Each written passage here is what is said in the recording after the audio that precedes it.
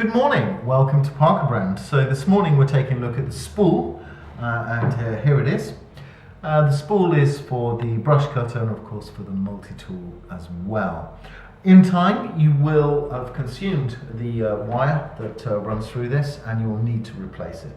Of course you can buy an entirely new spool unit and that's fine, or indeed you can just buy some wire, some simple wire like this. We do sell it, but you can get it locally and you'll be able to rethread it. So we're just going to show you how to do that today. So on the spool, okay, you can see we've got two eyelets which are clearly for the wire as it protrudes, but more pertinently right now we want to show you the lug. So there's one on this side and there's one on this side, and it really is a case of just squeezing the lug so that it comes out. Okay, so we've squeezed it on both sides and we've got it open. There's the top. Okay, there's the center of the spool, and we'll come back to that in just a moment, and there's the base with the spring which gives it the bump feed motion. So looking at the spool, okay, the most important thing is to identify the two holes where the strings start, okay, where we pop them in to get it threaded. Very importantly as well, you need to look at the spool and identify which direction you should be threading the spool. Okay, so here we can see that it just pretty much says wind cord, so it gives the arrow. All right, so you must pay attention to that and please do stick with it. Okay, so let's get started then with getting this threaded. You'll see on the wire you get, or even you can just pinch it yourself, you need to start with a hook on the end in order to get this correct. So we'll start with the bottom end first. You see that it just slips into that little eye hole just there. Okay, if you can see that, it's just here. Get the hook. Okay, and there we are, strongly in. So we'll get winding. I mean, it's like anything really. The more that you do it, the better that you get at it.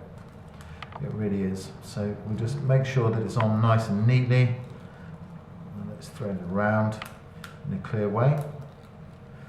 Okay, so I'm quite happy with that. So we can pop it there. Well, all you can see, if you saw that, is there's just a tiny little part there, a little clip, and we just pull it through, and there we go. Okay, that's perfectly how we want it, and it's firm and in place. Okay, good. So we've got the top part to do now, and we start in exactly the same way. Bear in mind that we need to remember which way we're threading in, so we're threading in this way. Okay, so get the eye hole in there. It's good. You see it's firmly attached, and we just start to thread the spool. Get it on there, make sure it's neat. Oh, pull the spring, never mind. Crazy flailing wire. Make sure it's in nice and tight and in the loop. I've had to do this in the rain a few times. It doesn't cause too much bother. Right, okay, so you can find that we clip it back into place just here. There we go. Okay, good job. So all we do, I find that best really to get one loop through that and the other through on the other side, which sometimes just need to use your eyes, get into place. Okay, so I'm just going to make sure that we've got that in. Okay, line them up, line the two bits of thread right up to the eyes. Okay, and then press down, good to go. So we're going to pop the top back on. Alright, so that really is quite straightforward. You need to squeeze it down. Okay, get it locked into place.